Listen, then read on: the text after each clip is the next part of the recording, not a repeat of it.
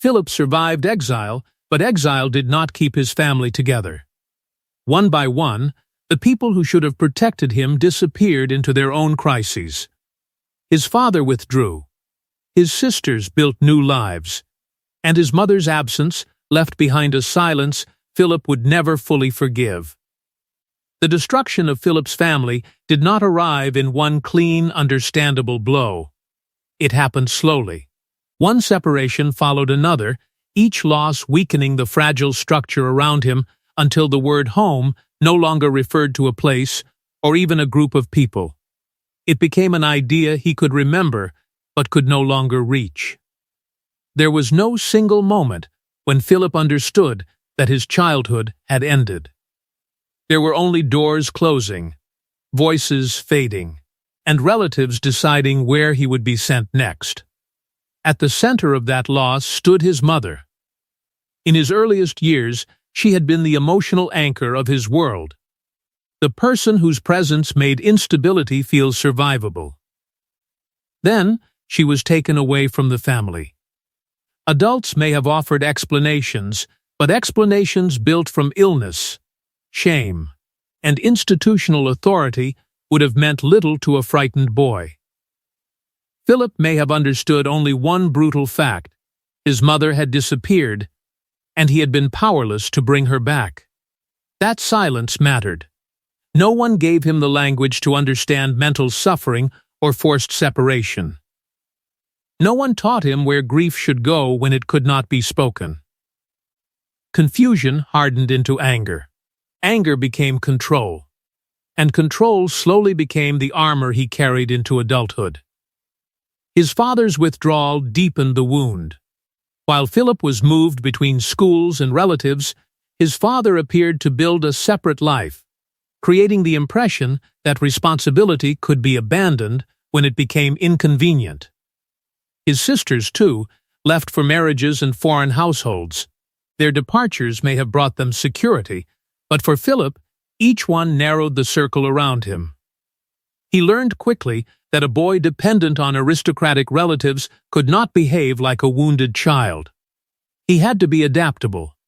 Polite, useful, he entered unfamiliar homes carefully, watching moods, studying expectations, and making certain gratitude appeared before need. Shelter and education were offered, but never without an unspoken condition: he must not become an embarrassment. That lesson followed him for the rest of his life. When others cried, hesitated, or asked for comfort, Philip may have seen the weakness he had once been forced to bury. His impatience was not simply hardness, it was recognition, and perhaps fear. Abandonment created two powerful desires inside him. He longed to belong with almost desperate intensity, yet refused to admit dependence on anyone. That contradiction would make him fiercely protective of family, but it could also make him controlling, demanding, and emotionally severe toward those closest to him. He would build the stability he had never known, then test it again and again, as though expecting every bond to break.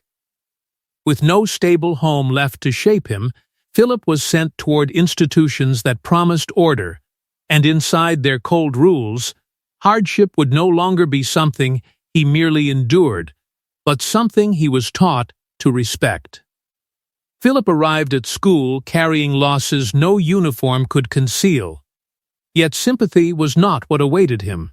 He entered a world where cold, exhaustion, obedience, and public failure were treated as necessary lessons. There, he discovered that pain could be controlled if he became harder than it was. For the first time in years, Philip found something close to continuity. School was severe, but it was predictable. Bells rang when they were supposed to. Lessons began on time. Rules were written. Consequences were clear. And no one pretended discipline was affection. After a childhood shaped by sudden departures and unanswered questions, even harsh order could feel safer than uncertain love. The routines were demanding. Physical tests, inspections, competition, and public correction left little room for hesitation. Yet each challenge carried a strange promise. If Philip worked harder, endured longer, and showed no fear, he could control the result. Success no longer depended on whether a parent stayed or a relative remained generous. It depended on him. That realization began changing the abandoned boy into something sharper. Strength earned notice. Endurance brought approval. Weakness drew attention of the wrong kind. A complaint could become humiliation. A pause could leave him behind. So Philip learned to keep moving. He turned grief into effort, confusion into aggression, and loneliness into a fierce kind of independence. The male authority figures around him offered what his father had failed to provide: direction. But their approval was never freely given. It had to be earned through performance, courage, discipline, and obedience. Philip absorbed the lesson completely. Affection became linked to achievement. Respect became something won through hardship. From that belief came a philosophy that would follow him into marriage, fatherhood, and royal life. To prepare someone for the world, Philip believed, was to make them tougher. Protection could become weakness. Comfort could become danger. Love, in his mind, was not always gentle. Sometimes it pushed, tested, and refused to rescue. He also developed a deep contempt for privilege without purpose. Though born into royalty, he had known displacement, dependence, and uncertainty. He distrusted those who demanded honor without proving their value. Titles meant little unless supported by effort. And yet, he understood hierarchy with almost instinctive precision. He disliked empty ceremony, but he respected rank, rules, duty, and command. Institutions survived because people knew their place and fulfilled their role. This contradiction would later define him inside the monarchy. He would challenge traditions he considered useless while fiercely defending the structure beneath them. School did not heal Philip. It taught him how to use what had hurt him. Fear became competitiveness. Rejection became self-reliance. Abandonment became a vow that he would never again be the most powerless person in the room. That resilience would one day attract Elizabeth, who saw in him energy, confidence, and strength. But the same hardness would make surrender, compromise, and emotional softness feel dangerously close to defeat.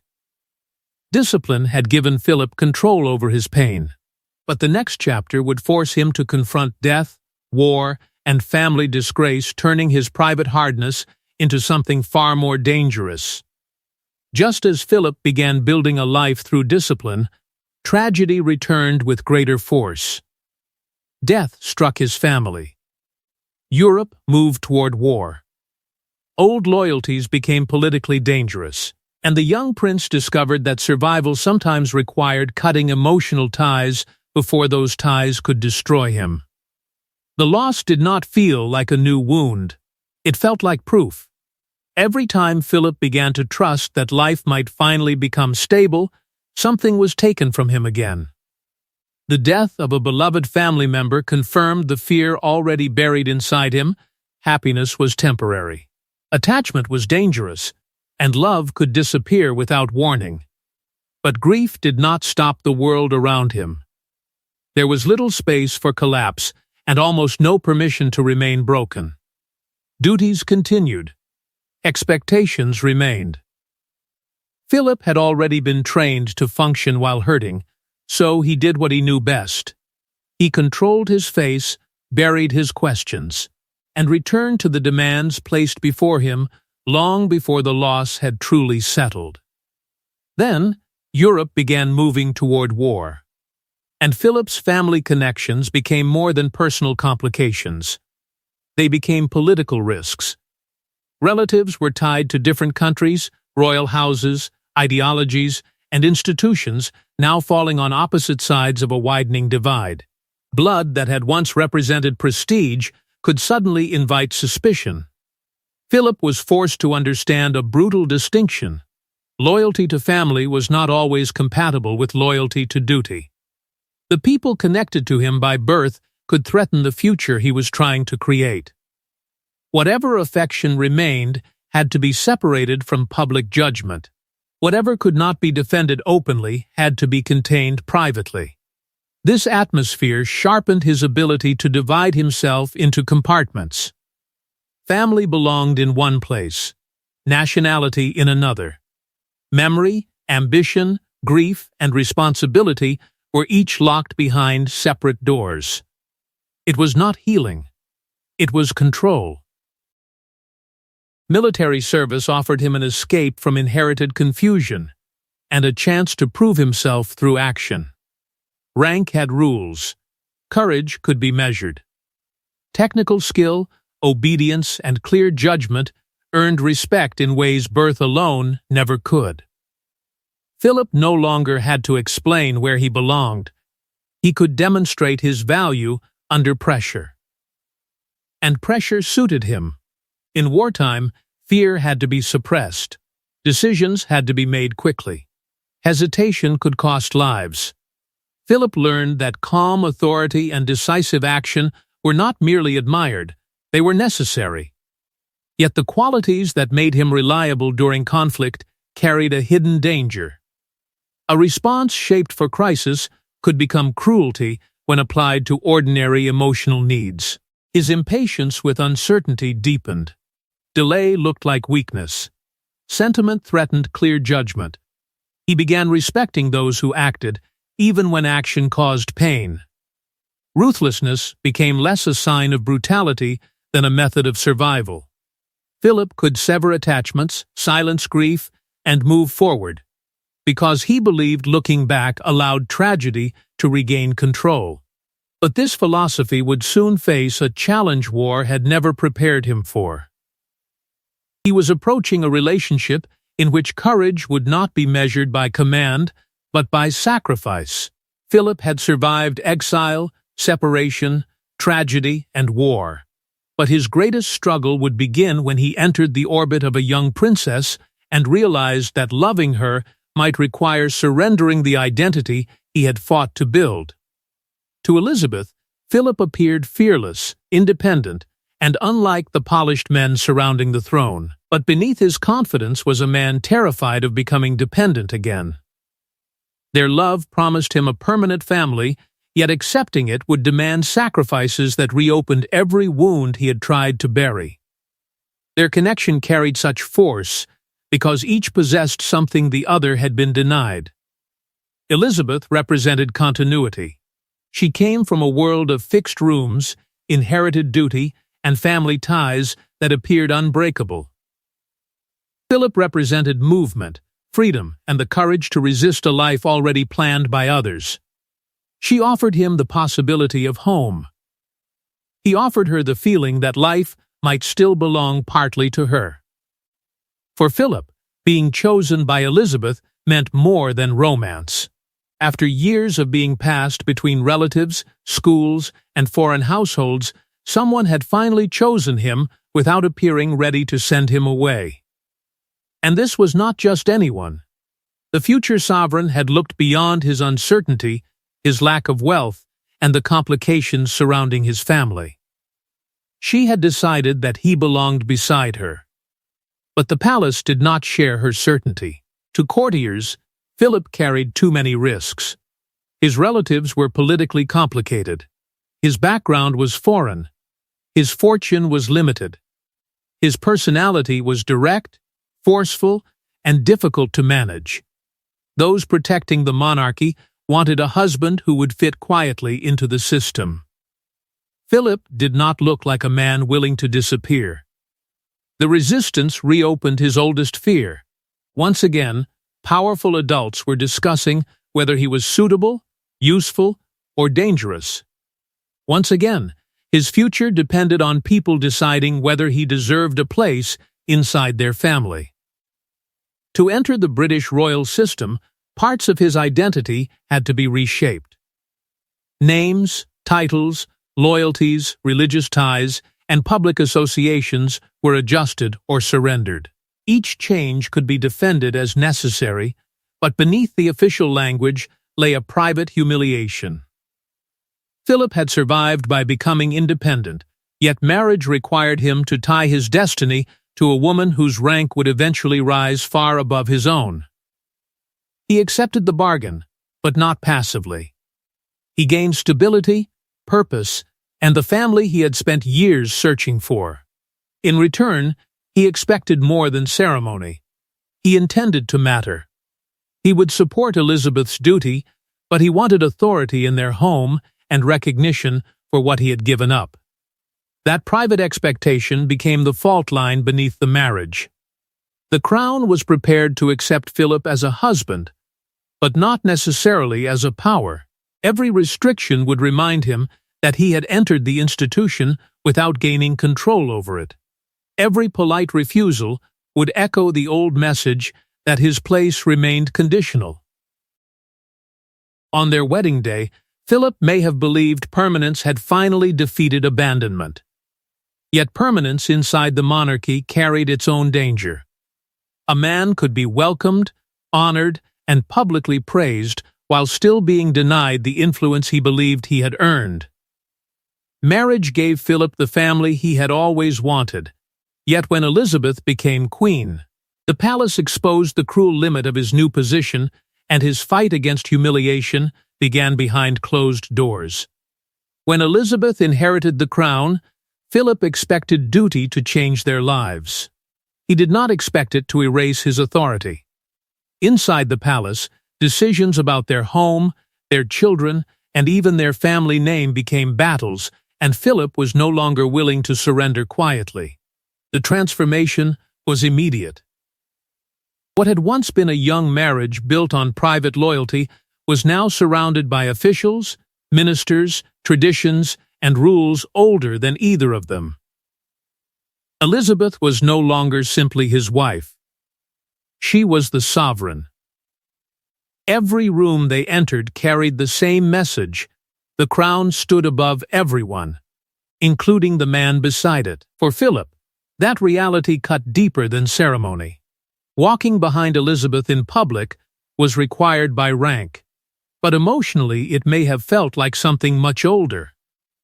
He had spent his childhood being moved, judged, and overruled by people with greater authority. Now, after finally building a family of his own, he was again being told where to stand and how far his influence could reach. The courtiers surrounding the queen did not help. They represented a system built on caution, continuity, and control. Philip represented movement. He wanted efficiency, reform, and a meaningful role in shaping royal life. To palace officials, his independence could appear disruptive. To Philip, their resistance looked like another attempt to make him useful without allowing him to matter. Then came the battle over the family name. To others, it may have seemed like a technical question of royal custom. To Philip, it struck at identity itself. Had he surrendered titles, loyalties, and pieces of his former life only to be denied the right to pass his own name to his children? He had married into a permanent family, yet permanence was beginning to look dangerously similar to absorption.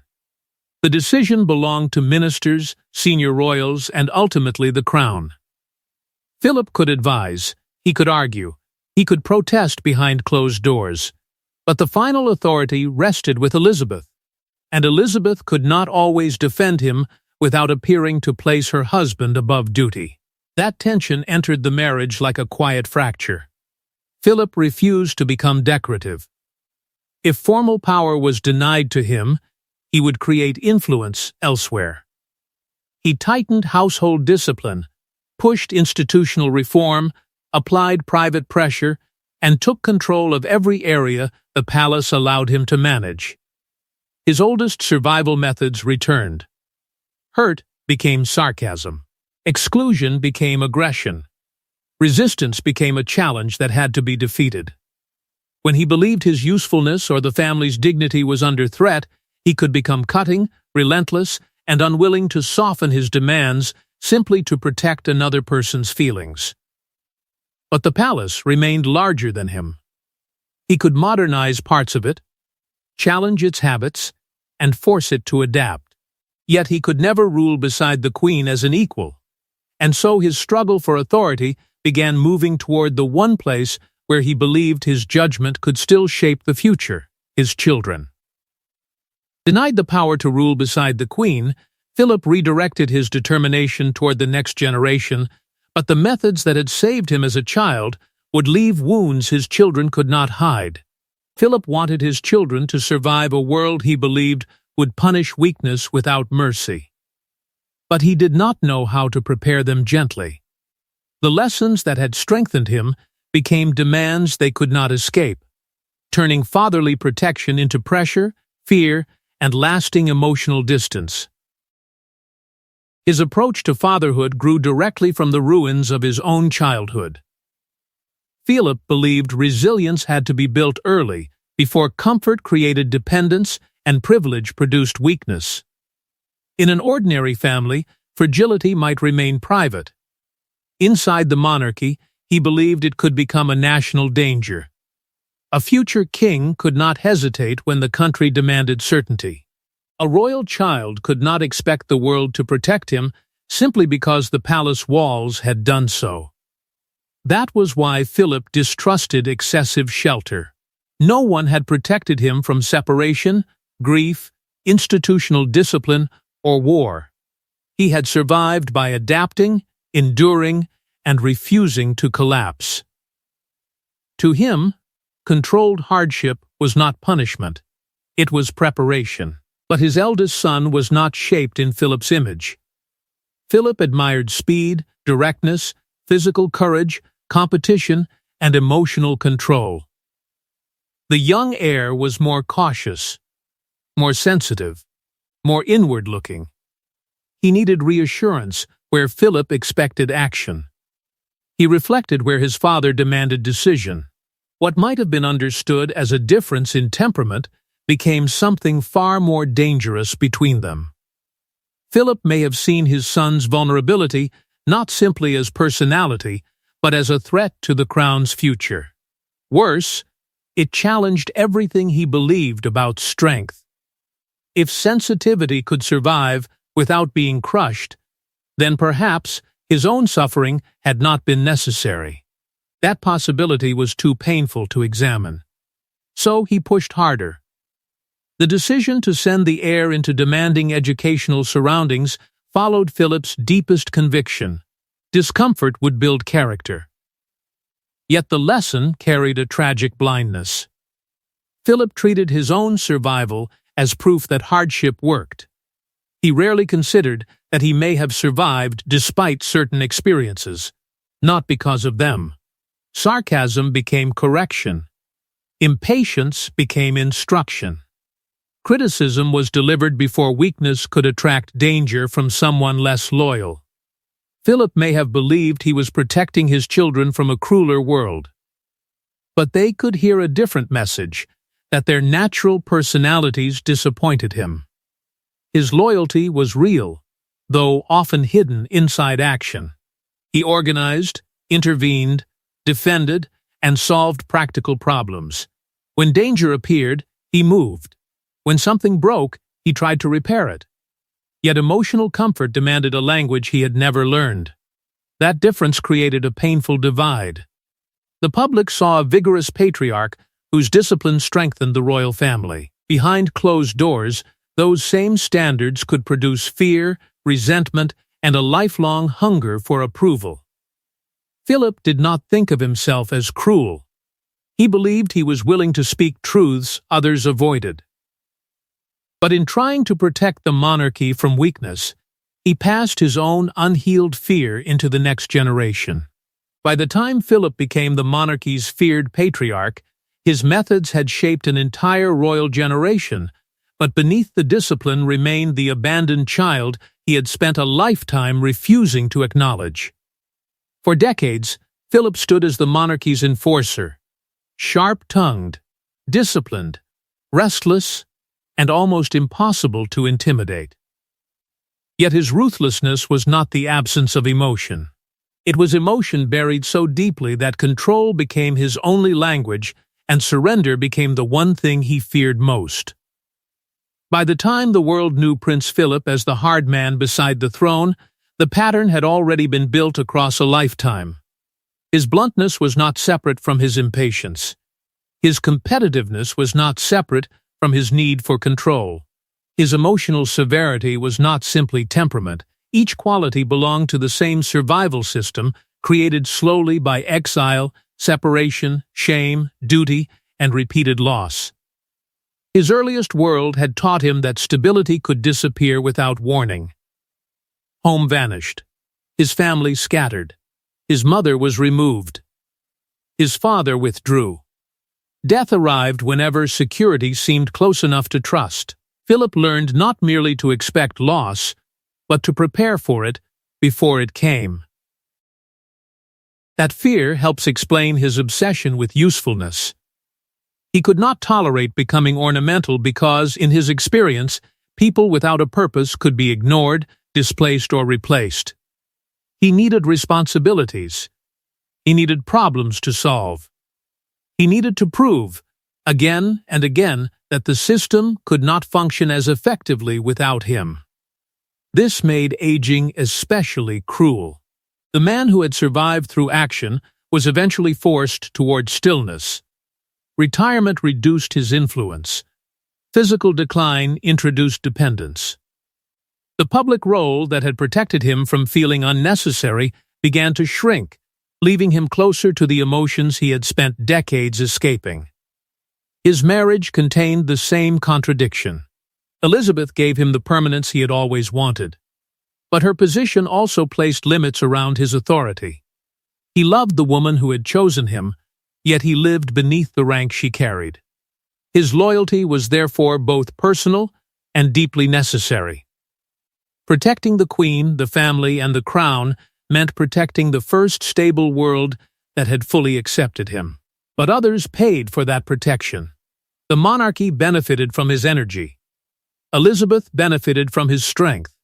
His children, relatives, and staff often absorbed the frustration created by sacrifices he rarely explained. His pain did not disappear. It traveled outward through criticism, pressure, sarcasm, and impossible expectations. And still, the harder image was never complete. Philip could be humorous, generous, fiercely protective, and deeply loyal. He cared through action. He prepared people for difficulty, corrected what he thought might fail, and defended those he considered his responsibility. Yet tenderness remained hidden beneath duty because open vulnerability still felt like surrender. Philip was not ruthless because he felt nothing. He became ruthless because he felt lost too early and too often, then decided emotion must never again control the outcome. The qualities that saved him from being destroyed by childhood also ensured he never fully escaped it. His influence remained inside the monarchy. Duty before comfort, endurance before complaint, service before self. But so did the damage caused when emotional pain was treated as weakness. Britain remembered an unbreakable man beside the throne. Beneath that strength, however, may have remained the frightened child who believed every bond could vanish. And perhaps that was Philip's greatest victory and his deepest tragedy. He built a life in which no one could ever abandon him again. But to protect that life, he became a man few people dared to approach without fear.